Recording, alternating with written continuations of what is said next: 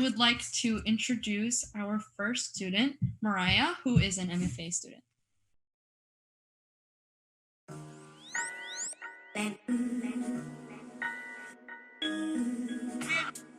Hey, I'm Mariah Marasco, creator and director of the upcoming web series, The Drive-Thru Therapist. I'm so happy to have you guys here. So today I'm going to answer a bunch of questions, some things about the series itself, what you can expect, and then also some of my own creative inspirations and my favorite things. And then after that, I'm going to take you through some of the updates that were made to the scripts for the episodes after the pandemic made it so that it wasn't able to be shot in person. But first, here's a sneak peek.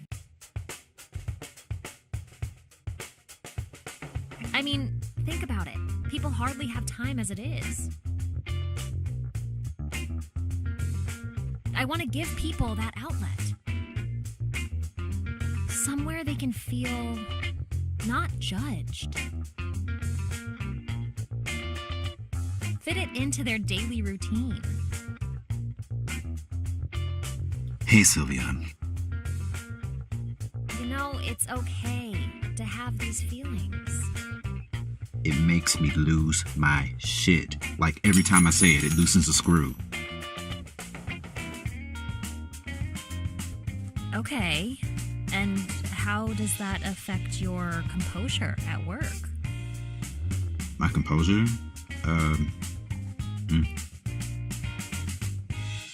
It shouldn't be so bad, right? I mean, my life is a comedy movie, literally. But if that's the worst of my problems... What if you kept a stress ball behind the counter? A stress ball? You're telling me to squeeze a ball for stress relief? Okay, they have the nerve to bother me on my break. This better be good. But this is your time. Alright, so now for some questions. Each episode is roughly 5 to 7 minutes. Sylvia is 32 years old. She grew up in Maine. She's quirky, she's maternal, and she tells it like it is. So too many of the therapy depictions out there in film and television and across the web are very negative and overly dramatized. And especially now, we all need something that can make us laugh. The characters and their situations and what they discuss at Sylvia's window are based off of conversations with peers, survey results, and also conversations and interviews with a real therapist.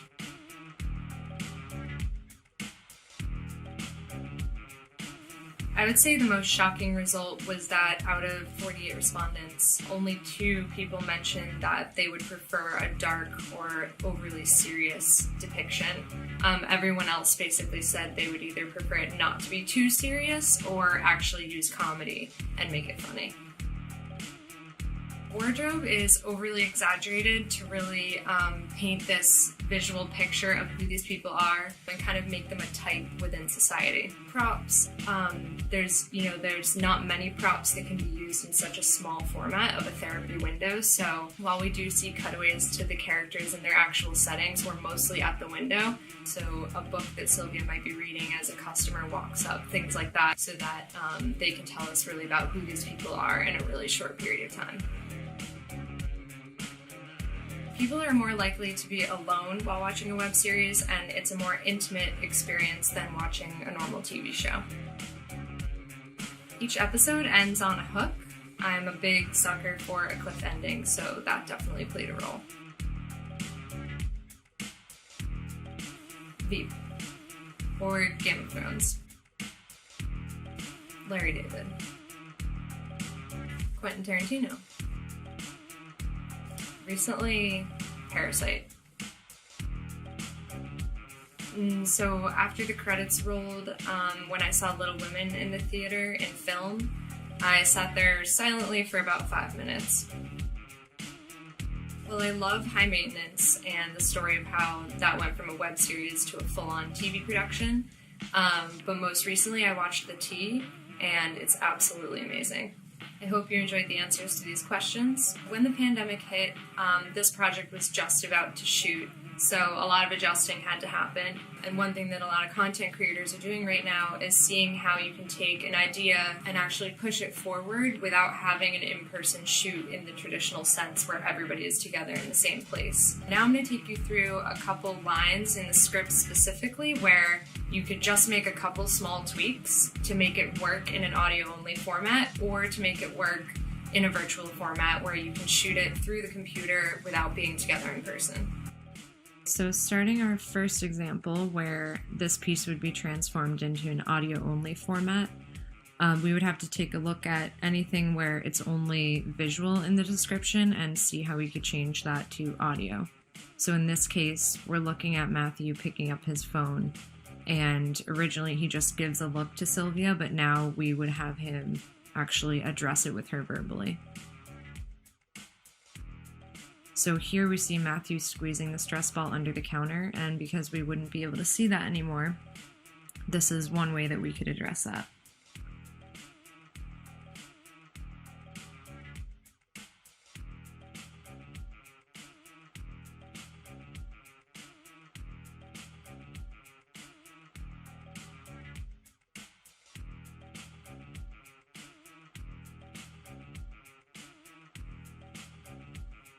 Alright, so for this one, Sylvia is reading a book about Italian romance. So this is a prop, again, that we wouldn't be able to see in an audio-only format.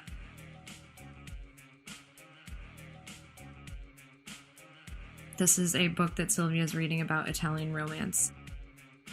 For this example, this would be assuming that we are now shooting this virtually. So we do have visuals, but we're only able to shoot it virtually without having the actors together in person.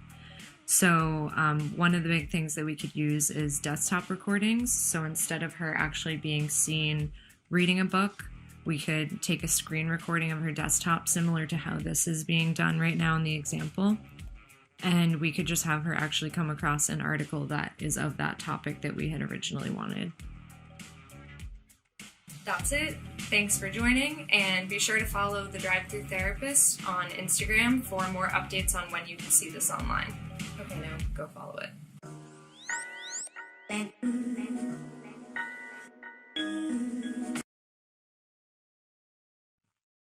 Thank you so much. And next, I would like to introduce Carolina, an MFA student.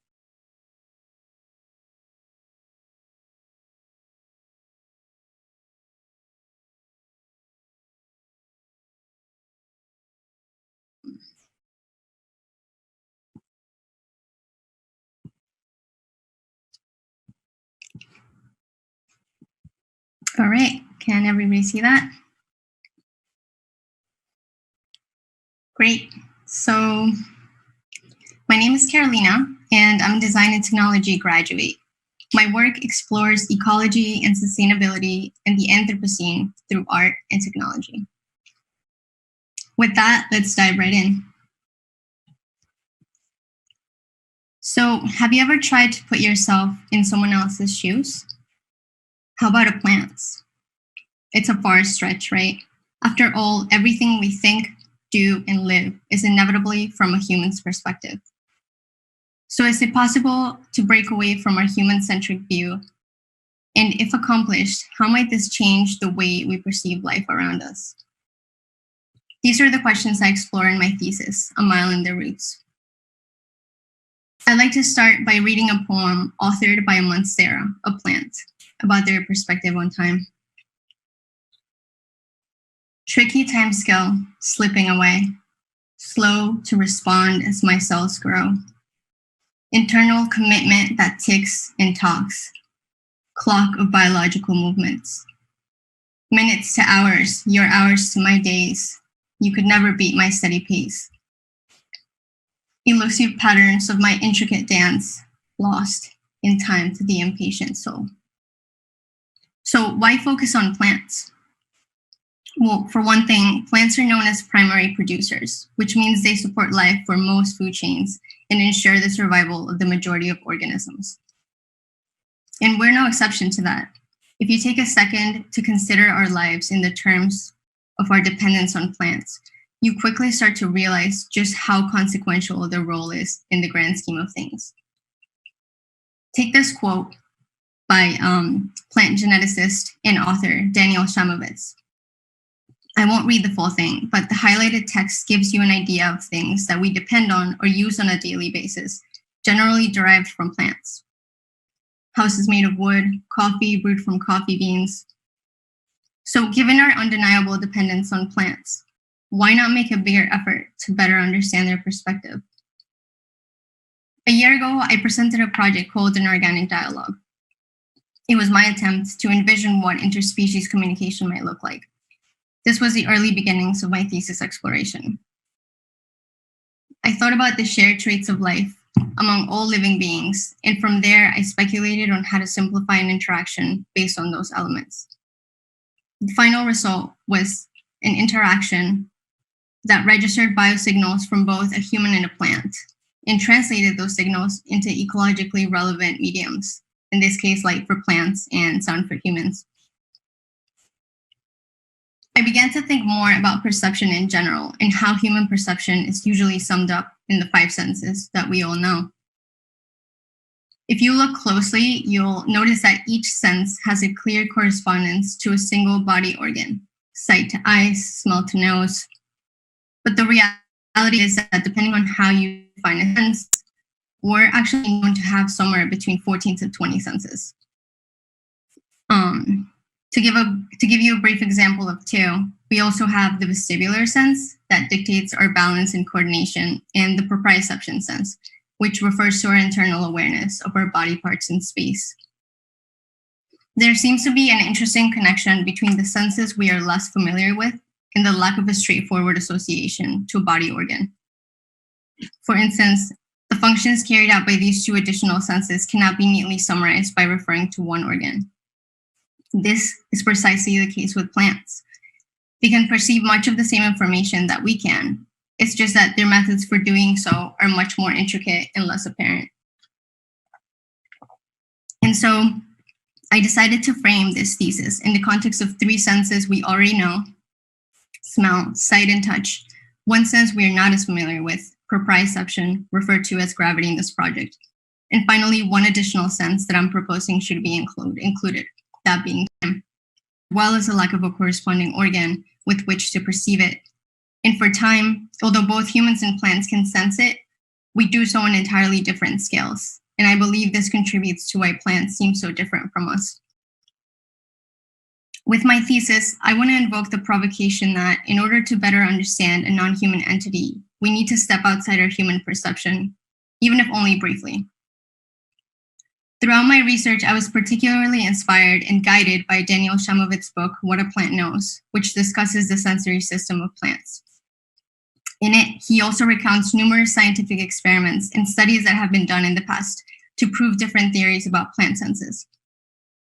So before COVID-19, my initial vision for this project had been a physical installation meant to exhibit the results of experiments inspired by this book. I experimented with time, smell, and gravity. For time, I attempted to recalibrate my time scale to better match that of a plant's.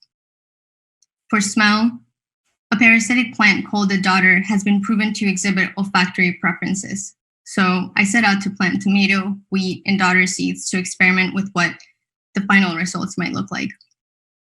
And finally, for gravity, I experimented with the idea of disorienting plants by hanging and rotating them to see if their roots would actually reorient based on the gravitational pull. Given the current situation, I decided to pivot towards a digital form over a physical form, but still keep the experimentation aspect as an important part of my own perspective-taking journey. I transformed the knowledge I gained about plant senses into poetry, or what I like to call first plant narratives, as opposed to first person.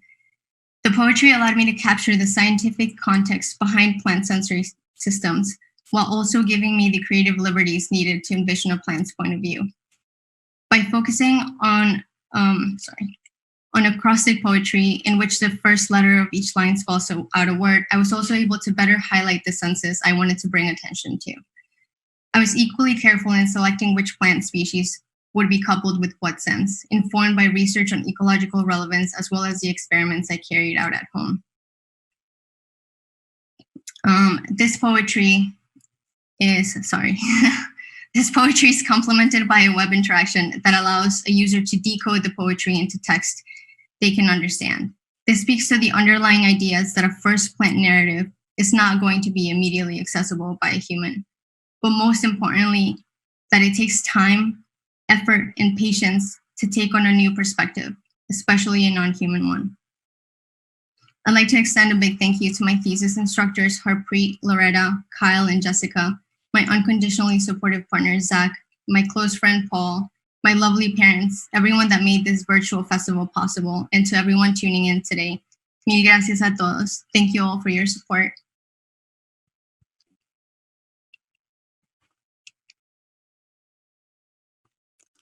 Thank you so much. And now I'd like to introduce our next student, Zinah, an MFA student.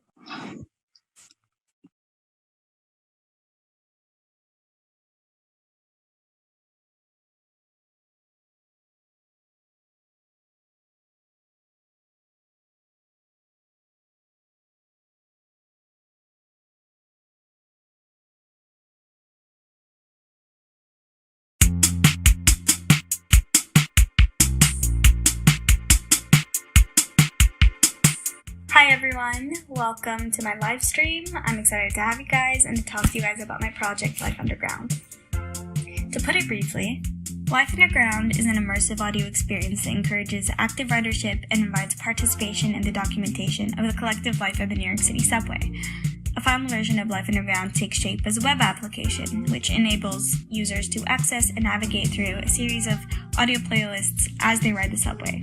Each playlist is unique to a subway line and direction, and it's filled with crowdsourced anecdotes, soundscapes specific to the stations, and the spaces in between. It's designed for a context that's ridden with issues, so Life Underground isn't really designed to fix problems, but create an experience out of communal memory of subway riders. It's designed to be an ever-changing library of transient stories, allowing rider listeners to contribute with their personal thoughts and anecdotes to build upon them with their own voices.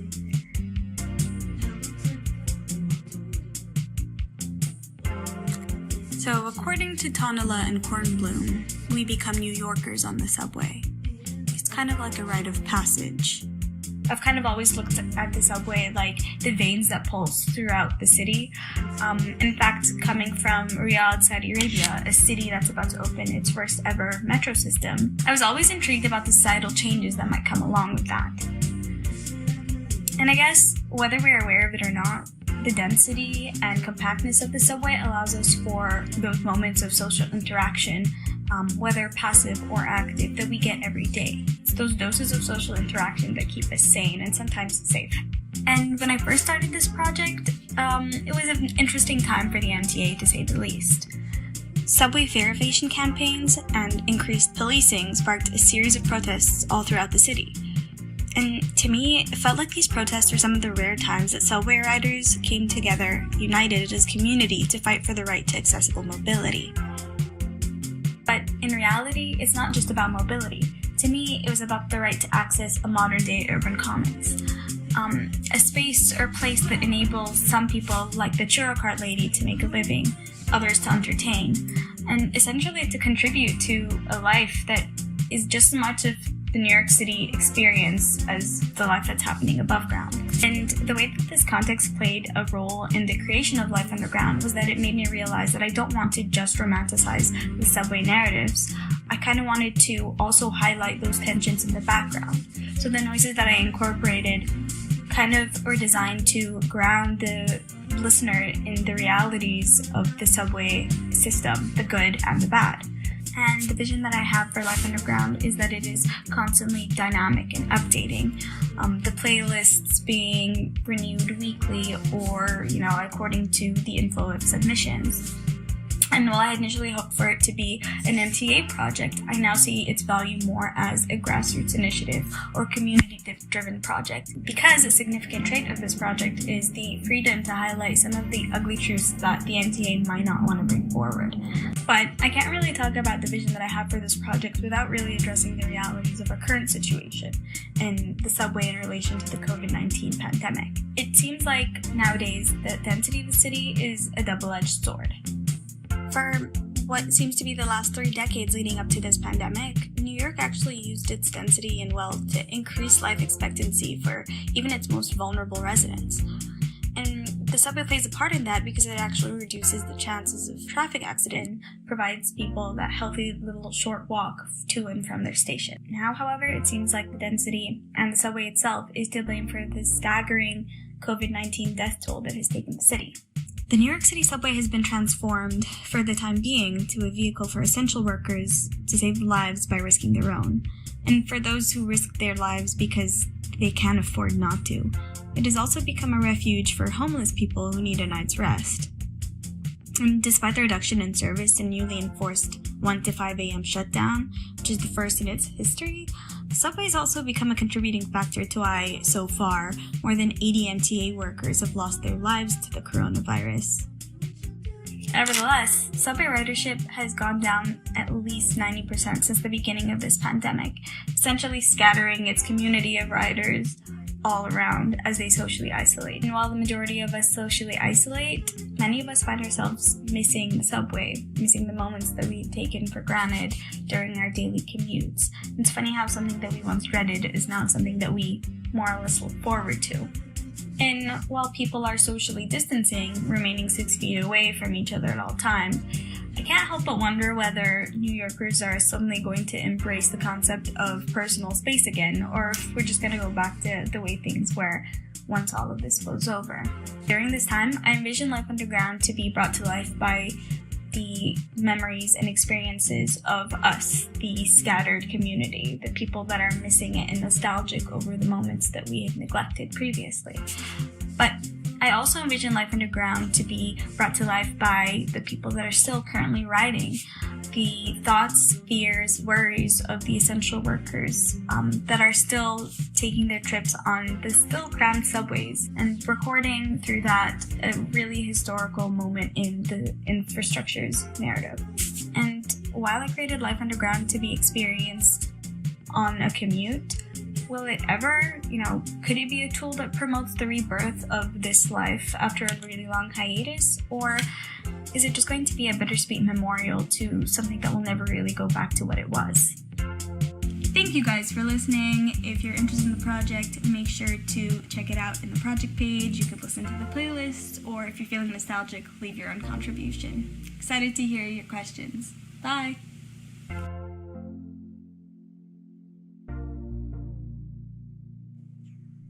Amazing. Thank you so much. And now I'd like to introduce Zhané, an MFA student.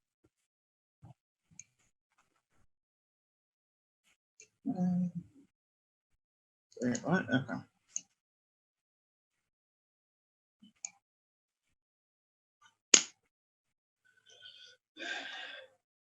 Wait, where's my PowerPoint? Okay, here it is.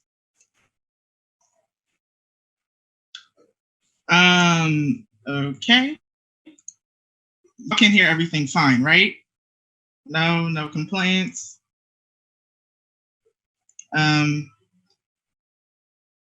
Okay, so hello, my name is Zhané Lloyd, and I will be presenting my thesis in the Life on Lenox. It is a board game inspired by Monopoly that looks at the Harlem Renaissance. For those of you that don't know, the Harlem Renaissance, or as it was known in the 20s, the New Negro movement, was one of, if not the first major explosion of Black creativity and literature, music, visual arts, and fashion in the United States. Though it was in various locations across the United States, the center of the movement was in Harlem. And the reason that it started is because following World War I, the United States limited immigration, and so that left a lot of jobs available in the North. And so a lot of Black soldiers and other Black people in the South saw that as an opportunity to come up to the North and take those jobs. And Harlem was one of the main places that they settled in. And part of this movement is actually known as the Great Migration. And the reason that I actually explain this is because one of the primary reasons for my thesis is education. And I'm showing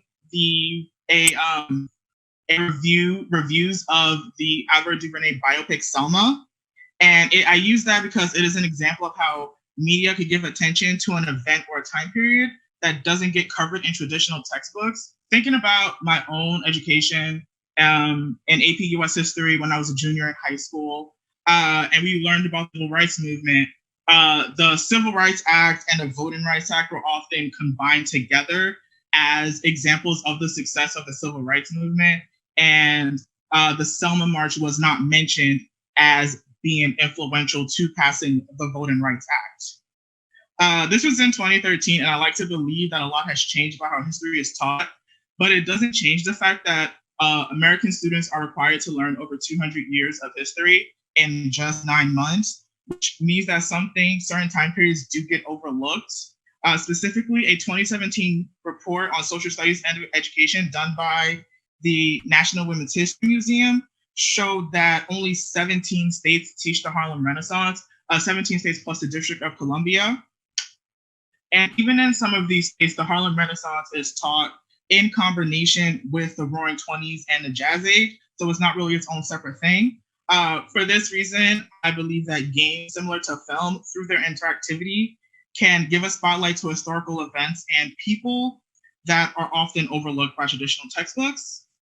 So to the game itself, the primary goal of In the Life on Lenox is to accumulate the most wealth, which is a combination of the amount of money you have at the end of the 15 turns, plus the values of the properties at the end of your turn. Every property on the board correlates to an important location in a time period. Either it is a famous person's address, or it is a work location, or in the case of two of them, mainly the 135th Street Schomburg collection. That's where the Schomburg collection is, and the Schomburg Center for Research in Black Life, and 155th Street Brooklyn Palace was the location for the annual Hamilton Balls. And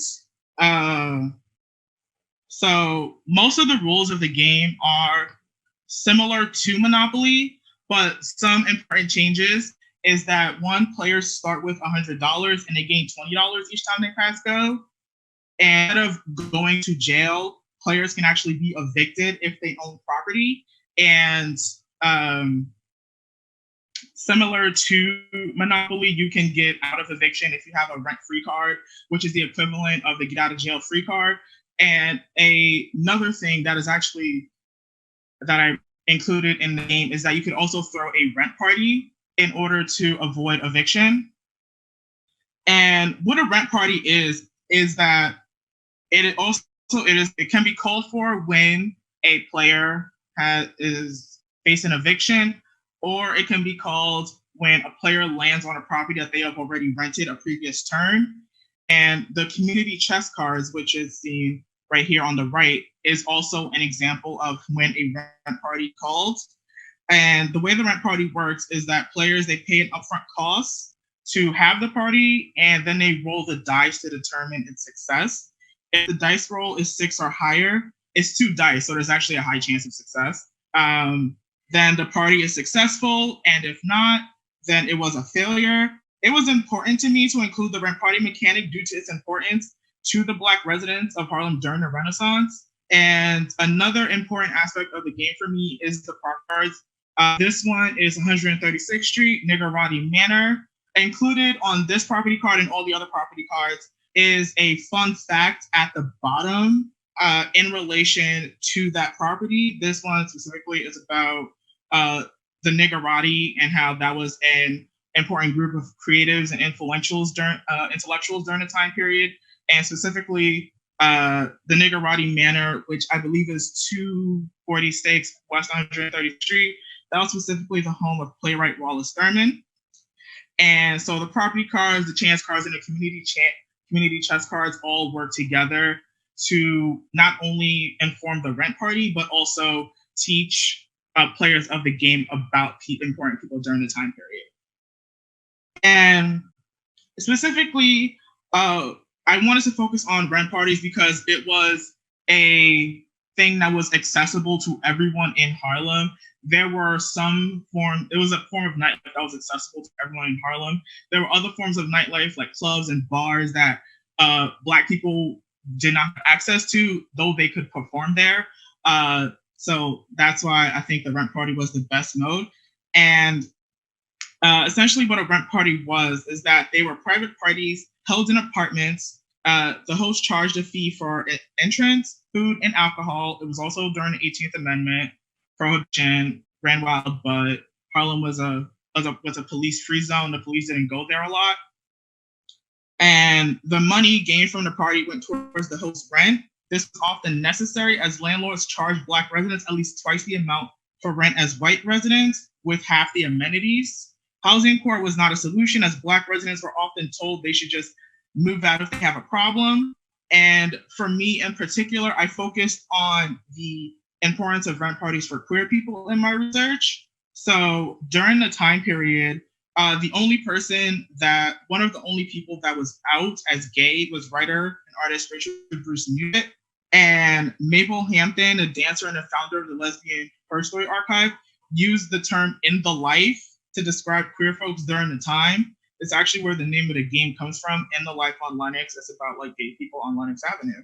And Harlem, along with Greenwich Village, was considered tolerant of queer folks in the neighborhood, but there were still dangers to being queer. Like you could get arrested for public indecency if you were caught in drag, and if you were caught in the train station bathroom with another person of your gender, you could also get in trouble.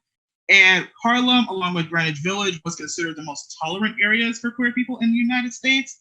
But there were still a lot of people that did not like that. There were some church leaders, such as Adam Clayton Powell Sr., who said that queer people and also promiscuous straight Black women were put the traditional Black family and Black middle class in danger. And also one of the only instances of public queerness, which was the Hamilton Lodge Masquerade Ball, was also subject to a lot of voyeurism from upper middle class white people who were coming up to view the ball from the Village, Financial District, and all these other lower parts of Manhattan in order to see the costumes, the fashion, and to see female impersonators. That was the term at the time for drag queen. And as far as these people that are right here, this is Gladys Bentley on the top right, on the top left. She is the most famous lesbian during the time period and one of the most famous people there. She is a pianist that often performed at the Clam House. She was known for wearing her tuxedos, which is considered men's clothing, and also walking around with her wife girlfriend along 7th Avenue in that same ghetto. To her right is Richard Buse Nugent. As I said before, he was one of the few people during the time period who was openly queer. Bottom left is Mabel Hampton and her wife, Lillian Foster. Lillian Foster actually gave Mabel Hampton an invitation to a rent party days after they met at a bus stop. And to their right is Alelia Walker, who is the daughter of Madam C.J. Walker, the first self-made Black female millionaire. And she earned her money through hair care products. And Alelia Walker, following her mother's death, and she inherited her mother's money, she would actually host parties at her mansion on 136th Street. And the mansion, there was experimentation going on at the parties at the mansion, and it was all completely allowed. So I think of this as examples of how the rent party could be like Alelia Walker and Mabel Hampton and Lillian Foster, how all of that can be used as examples of the ways in which the rent party protected people and allowed them to experiment with people of the same gender without fear of legal or societal persecution. And these are just like all the property cards. This is what they all look like.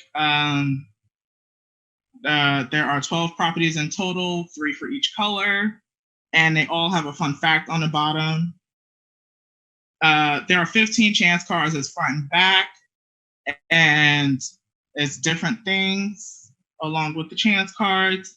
There's also the community chess cards. Unlike in traditional Monopoly, the community chess cards could be good or bad, but for this one, I decided to make them all like you all gain money or you can potentially gain a property. So there is nothing bad with these community chess cards. Chance cards, there are some of them that like bad things can happen to you. And this is a playtest that I did. It was through Zoom. So there are a lot of things going on. And I just want to like thank my playtesters before I play the video. 22nd Street. Jenny owns Barnard, Kat owns Columbia, so there can't be a monopoly either way. So I'll just pass O. I will do my role as the banker, and I will auction off 122nd Street. What does that mean? Oh, it means that 3 of you take turns trying to outbid each other for this property.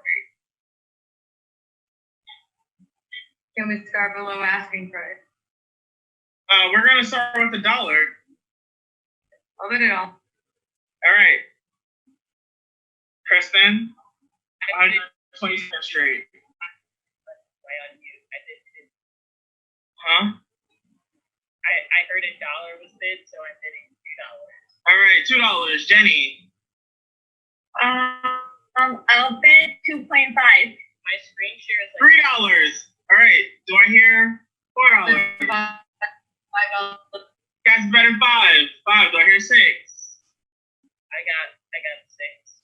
I hear 6. Do I hear $7? Remember the end of January. $10. I hear $10. Do I hear 11? Wait, what property are we talking about? 122nd Street. Wait, isn't that the street? Isn't that the place I'm at? Yes, that's where you're at. Oh, what's so special about this place? I don't know. It's property. It's monopoly. $10. You go through last. I'll do 11. Okay, so 1/6 is Kat, 1/17 is Jenny, and I passed on buying 122nd. So that's where the option. That's where the name right now. All right, Kat says 15. Chris, you say 16. Are we on turn 5 or 6? We're on turn 5. Do a recap of who owns the rest of the properties on board. 117, 116 is Kat, 17 is Jenny, Election is me, and the Niggerati Manor is Kat. Yeah, I have to follow them too. Okay, I'm doing 16. Do I hear 17? 20. 20. Good job. All right. Kristen, do I hear 21? I'm so sorry, but we actually have to All right. on to the next presenter. Running out of time. Sorry. Hear 20. This is so like just to wrap it up, I just want to thank everyone, my thesis professors, Aneshka, Anna, Jessica, John and Colleen for their feedback. The new school debate team, they were really supportive. And also my playtesters, Kat, Jenny, Chris, Bright, Yash, Elijah, Safi, Kelly, Charafina, Chelsea, and Dominique. And yeah. Amazing. Thank you so much.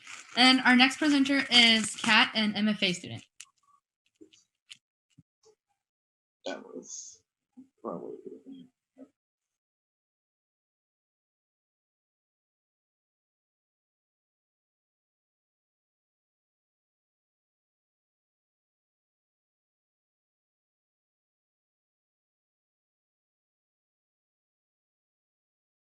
I'm Katherine Obermeyer. Thanks so much for watching my festival presentation.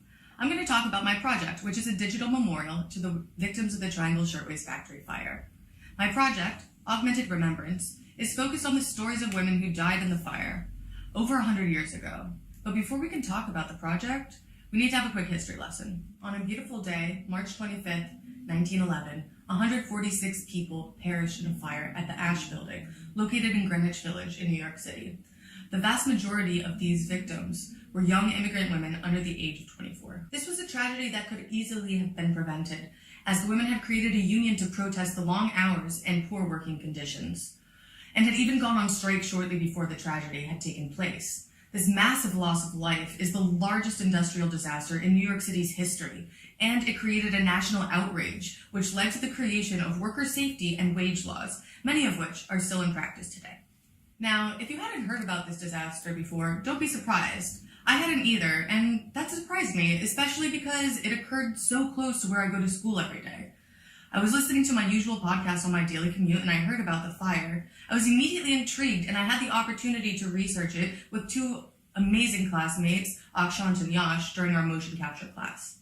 When our project was over, I still wanted to further research the disaster, and my professor showed me Chalk, a project by Ruth Sergel, where on the anniversary of the Triangle Fire, volunteers go to the homes of the victims and create a chalk memorial outside on the sidewalk. I was interested in engaging with the stories of the women, and I wanted to do it more permanently because this chalk is kind of ephemeral. And so I decided to make the Triangle Fire the focus of my thesis project. Augmented Remembrance, Women of the Triangle Fire, encourages users to engage with the stories of the women who lost their lives in this tragedy while experiencing the city of New York and its history in new and different ways. It's a mobile application which uses augmented reality at the homes of the victims to tell their stories.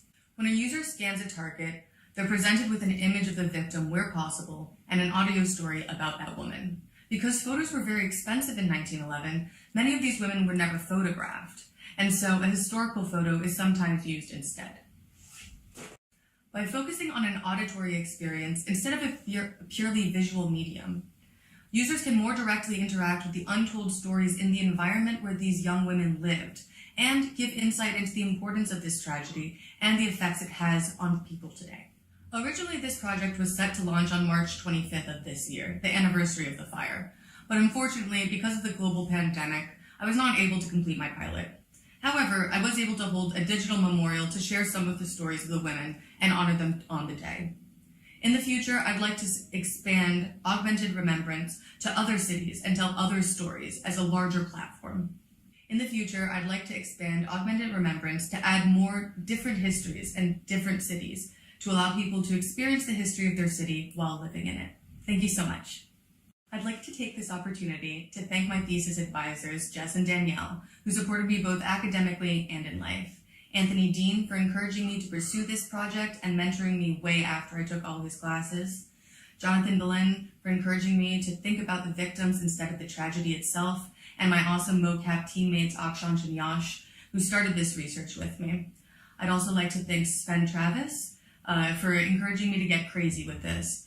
Also, my wonderful family, especially my little sister Laura, who's completing her own master's at this time, and my wonderful friends, especially Gia, Zhané, and Belle, for keeping me sane through these last 2 years. Thank you so much. Have a great night. Amazing. Thank you so much. And next, we'll move on to Brandi, an MFA student.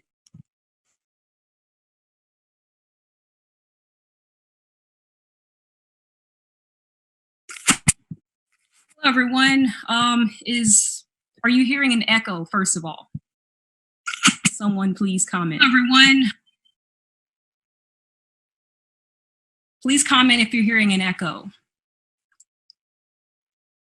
Okay, no echo. Great. So once again, hello everyone. My name is Brandi Kinard. First and foremost, I want to give a shout out to my mama. Yes, I said it, my mama. Hi. And I want to thank all of you for being here and hanging out on this talk to the very end. I really appreciate it.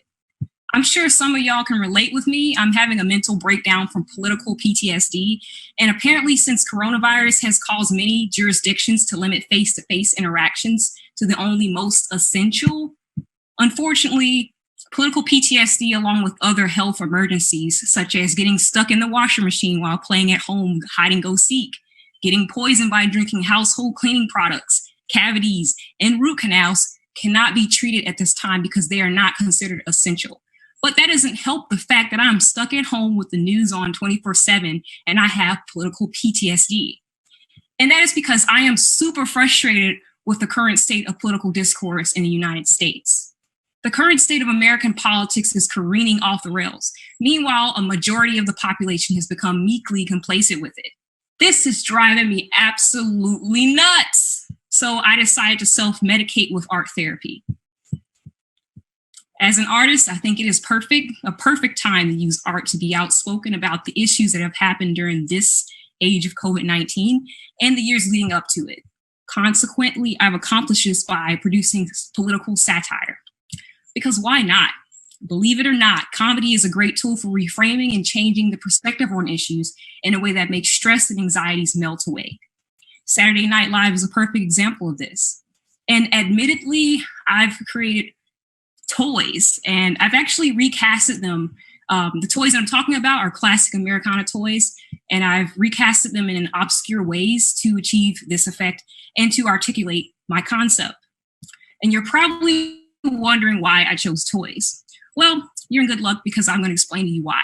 This is because I am fascinated with the ability that toys can have to replicate the larger culture symbolically.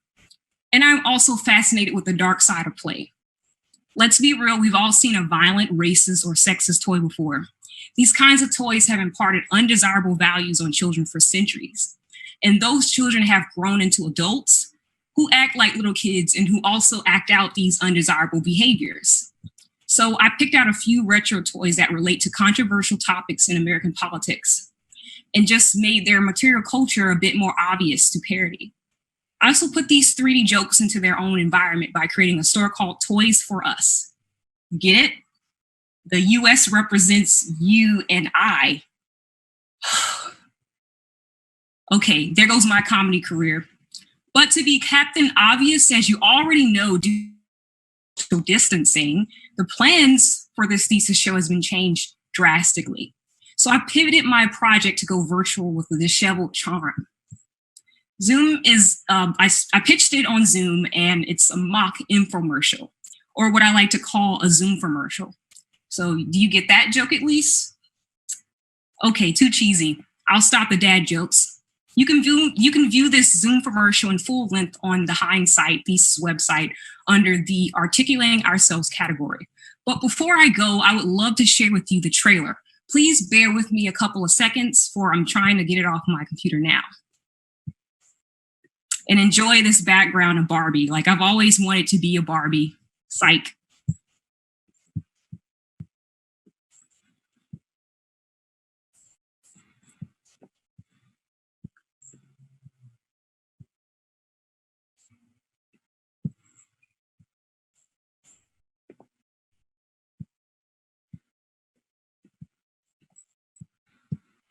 All right, enjoy.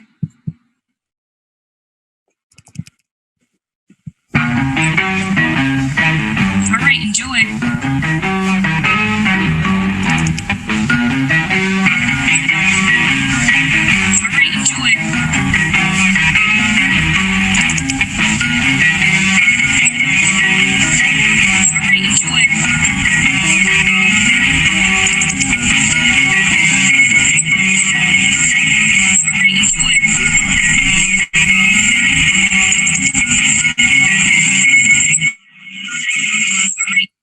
I hear some echo, but anyway, you can view the whole thing on the website. And thank you for your time. I would like to also thank again my mama, because she's the one who birthed me and gave me this clever mind. And I also want to thank my thesis instructor, Katherine, and all the other faculty who've been there, and my DT friends. Amazing. Thank you so much for answering. My DT friends. Do I hear an echo? Am I hallucinating? Okay, I am hallucinating. So amazing. Thank you so much for answering. My DT friends. Does everything echo? Is it gone? Is it gone? Are we good? Cool, we're good. Okay. And now finally, I'd like to introduce FiFi, an MFA student.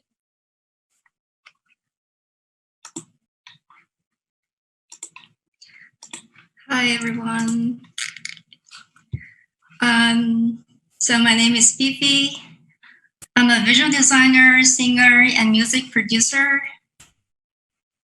So first of all, I would like to share a poem with you by Edgar Allan Poe. It's called A Dream Within a Dream, in a night or in a day, in a vision or in none. All that we see or sing is but a dream within a dream. So this is a really inspiring point for me, and I wrote a lot of songs about this interesting topic. And Butterfly is one of them. So Butterfly is a music video seen through machine hallucination based on a song that I wrote, sang, and produced. Entering the new era of artificial intelligence, the creativity of AI will be a tremendous impact on human creativity. It makes me wonder, how will machines see us? What will they dream of? Is it a dream within a dream? And why is it relevant to our life now? So for me, it all came from the fear for the eye. The computer we're facing every day is also gazing back at us all the time. It has all kinds of data of ours. What if one day it begins to have its own consciousness and become the god to create our duplicates? So the title Butterfly actually came from a well-known story from China called Zhongzhou Dreams of a Butterfly. So the philosopher Zhongzhou one day had a dream. In his dream, he became a butterfly. And the dream was so real that when he woke up, he started to question the very being of his own, whether the reality is Zhongzhou dreaming of being a butterfly or a butterfly dreaming of being Zhongzhou the human. And of course, it also resonated with a lot of theories in the West, like Brain of Bats, a lot of sci-fi classics all discuss about the illusion of being provided by stimulated electronical impulse. And other than that, I'm deeply inspired by a lot of music videos we deeply loved, with beautiful gamification elements and mesmerizing visuals. So talk about the tools I used to create this video. I used Ableton Live to produce my music at first, and a lot of Touch Designer to create the shaders, to imitate the eye, and to demonstrate the machine hallucination that I imagine. And also a little touch of machine learning. I use a lot of data of my own selfie and run through runway machine learning to generate some visuals of my own. And also a lot of quarantine footage at home. And finally, I mix it up together in After Effects. So now let's take a look at the music video.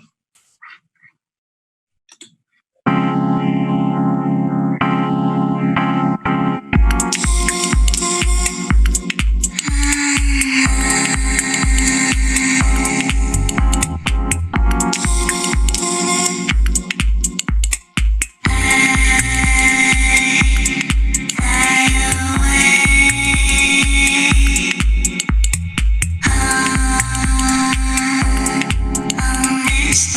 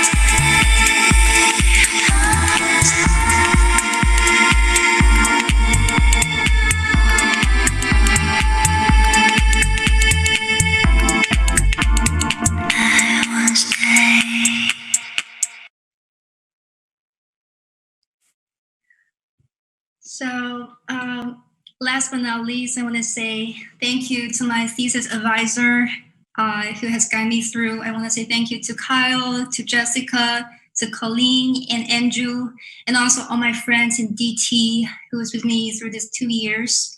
And for more of my work, my future music, you can visit these sites. Thank you so much.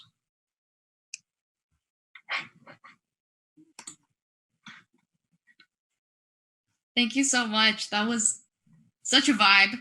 And now I'd like to move on to the Q&A portion of our event, and which will be moderated by Nicole He. So Nicole is a programmer and artist based in Brooklyn, New York. Nicole is currently making video games, including an upcoming sci-fi voice-controlled game with the National Film Board of Canada. Super epic.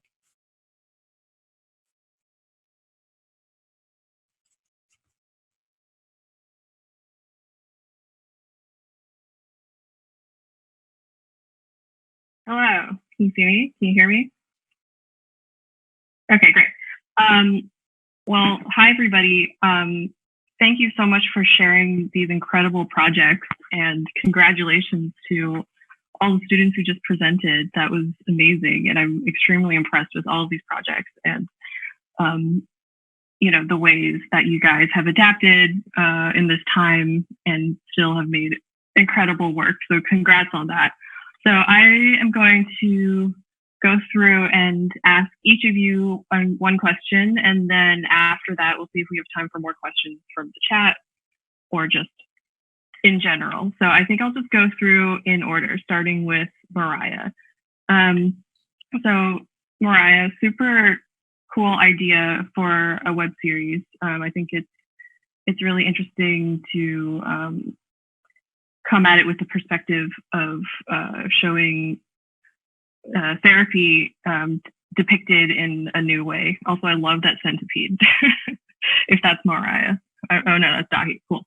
So my question is that, you know, you showed some of the ways that your piece could be adapted into something that's like audio only or something, or like, you know, with other alternative ways to film it. But I was wondering if you would consider at all changing, I'm not saying you should, but I'm wondering if you would consider changing the premise in such a way that it was more like a Zoom therapy type of thing. I was thinking about the movie Searching, starring John Cho. I don't know if you've seen it, but like a lot of it, and I'm sure a lot of productions are doing this now, but you know, the idea is it's like more like filming the like interfaces, like people in video chats or text messages and things like that. So I was just wondering if you had considered doing that type of thing.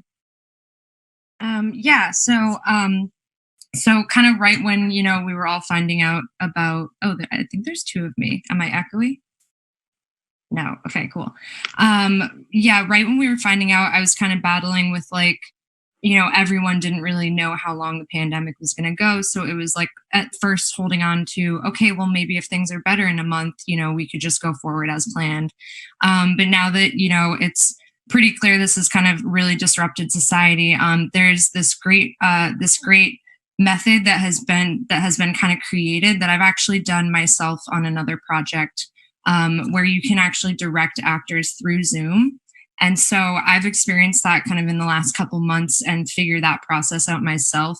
And so, yeah, so definitely for moving this forward, given that, you know, we're living in this new world where you can't really have people together. And then also the idea of like how you can utilize two people who aren't in the same room, but make it feel like we're in this intimate setting with the two people and that, you know, they're the only ones around. So I'm definitely exploring ways to adapt it to basically be shot in a format where it's taking place over Zoom and the two characters are like separated and discussing things that way, but making sure that it still has that authenticity and that feeling of intimacy between two people. Very cool. Yeah, I feel like everyone's doing Zoom or therapy through Zoom anyways these days, so yeah, not that much of a stretch. Yeah. Thank you. You're welcome. Okay, so moving on to Carolina. I really love this idea of putting yourself in the shoes of a plant, and I also really love how you presented the poetry written by those plants. It's particularly interesting to me personally because I also have a sort of like time-lapse technology plant project. So so very relevant to me.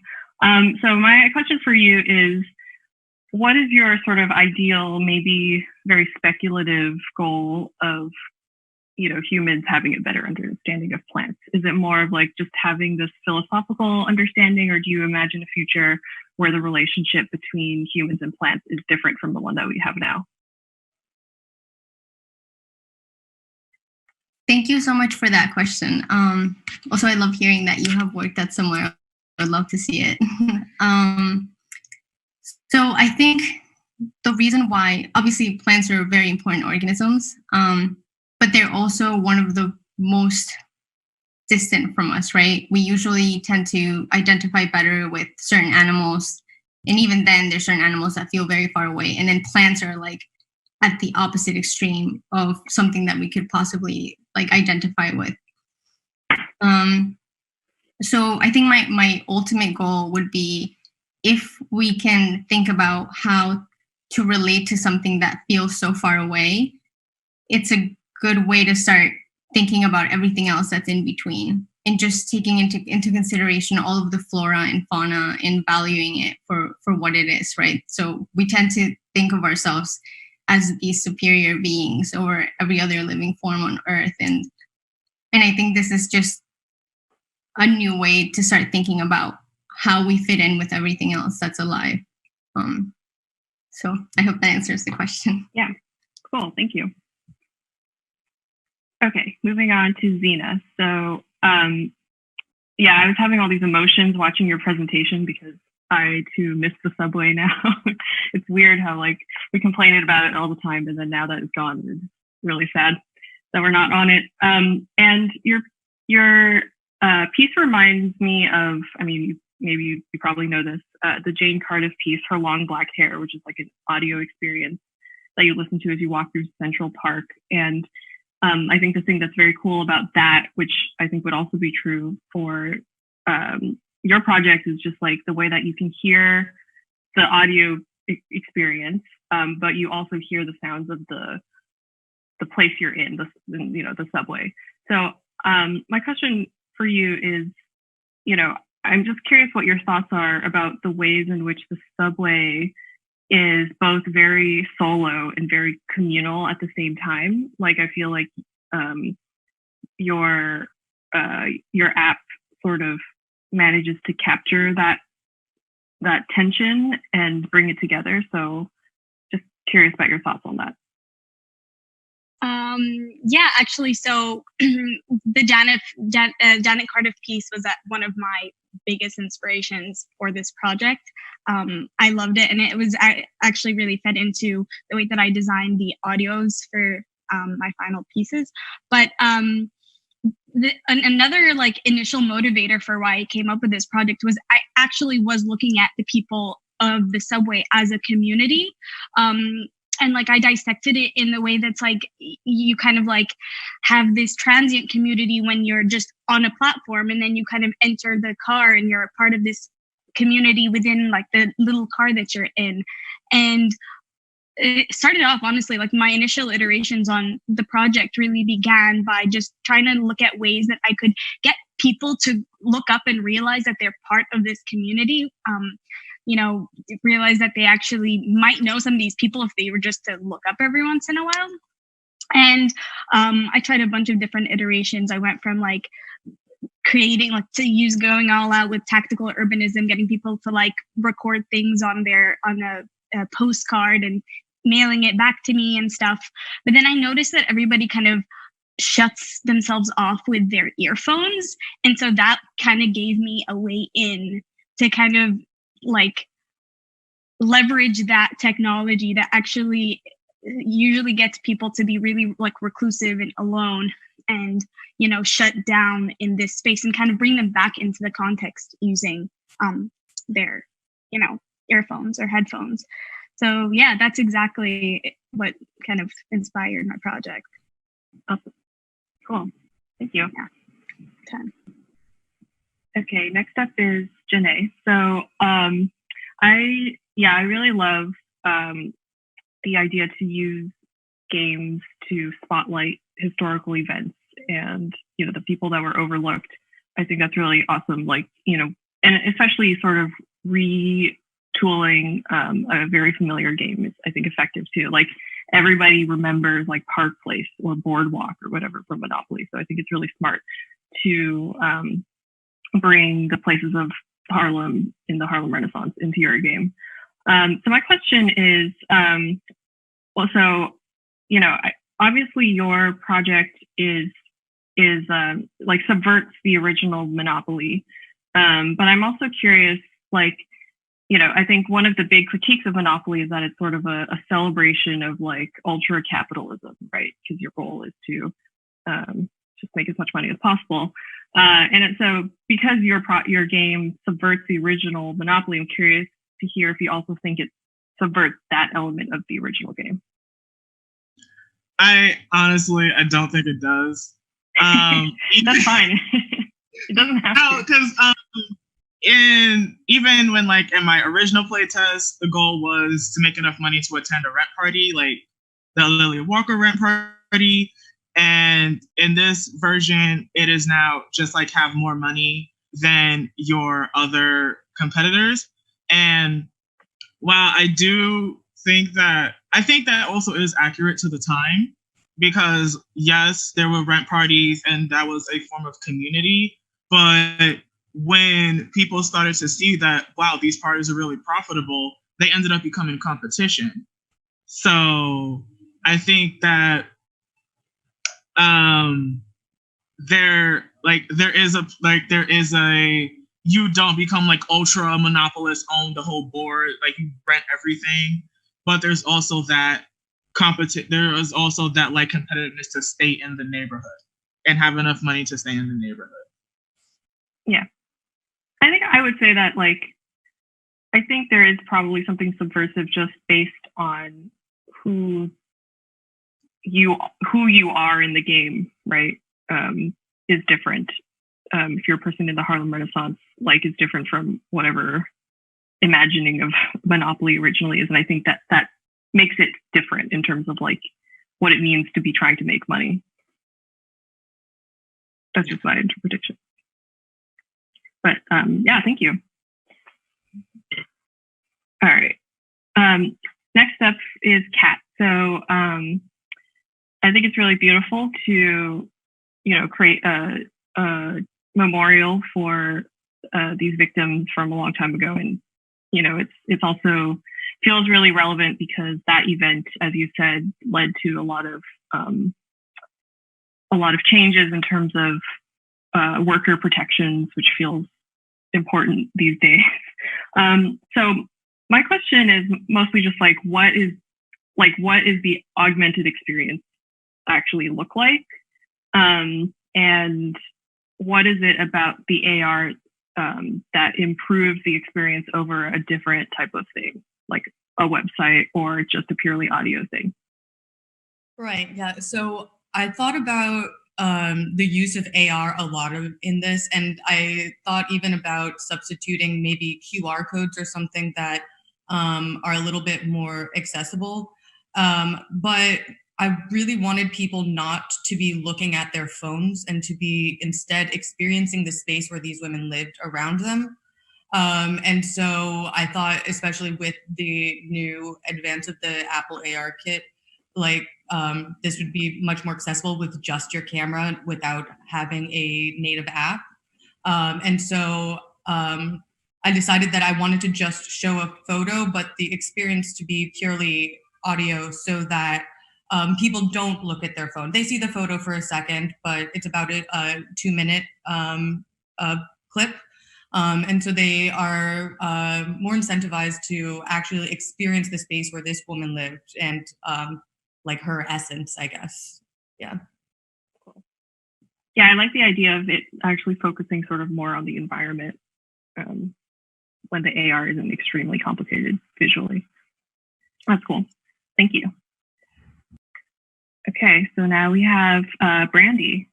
So I really love the trailer and the idea for a mock infomercial, and your point that toys replicate the like larger cultural values is super interesting. And And so I'm curious about what you think about the relationship between marketing and toys, like commercials and toys.